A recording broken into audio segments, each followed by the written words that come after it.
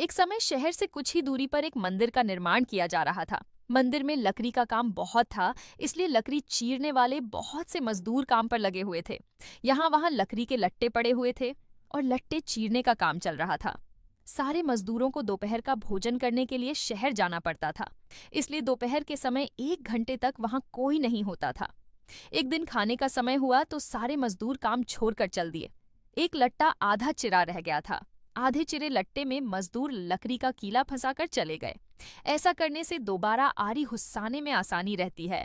तभी वहां बंदरों का एक दल उछलता कूदता आया। उनमें एक शरारती बंदर भी था, जो बिना मतलब चीजों से छेड़छाड़ करता रहता था।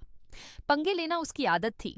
बंदरों के सरदार ने सबको वहां पड़ी ही चीजों से छेड़छाड़ न करने का आदेश दिया। सारे बंदर पेड़ों की ओर चल दिए, पर वह शैतान बंदर सबकी नजर बचाकर पीछे रह गया और लगा अगेबाजी करने। उसकी नजर अधचिरे लट्टे पर पड़ी। बस वह उसी पर पिल पड़ी और बीच में अड़ाए गए कीले को देखने लगा। फिर उसने पास पड़ी आरी को देखा, उसे उठाकर लकड़ी पर रगड़ने लगा। उससे किर किर की आवाज निकलने लगी तो उसने गुस्से से आरी पटक दी। उन बंदरों की भाषा में किर किर का अर्थ निखट्टू था। वह दोबारा लट्टे के बीच फंसे कीले को देखने लगा। उसके दिमाग में कौतूहल होने लगा कि इस कीले को लट्टे के बीच में से निकाल दिया जाए तो क्या होगा। अब वह कीले को पकड़कर उसे बाहर निकालने के लिए जोर आजमाइश करने लगा। लट्टे के बीच फंसाया गया कीला तो दो पार्टों के बीच बहुत मजबूती से जकड़ा गया होता है, क्योंकि लट्टे के दो पार्ट बहुत मजबूत स्प्रिंग वाले क्लिप की तरह उसे दबाए रहते हैं। बंदर खूब जोर लगाकर उसे हिलाने की कोशिश करने लगा। कीला जोर लगाने पर हिलने खिसकने लगा तो बंदर अपनी शक्ति पर खुश हो गया। वह और जोर से खौं खौं करता कीला सरकाने लगा।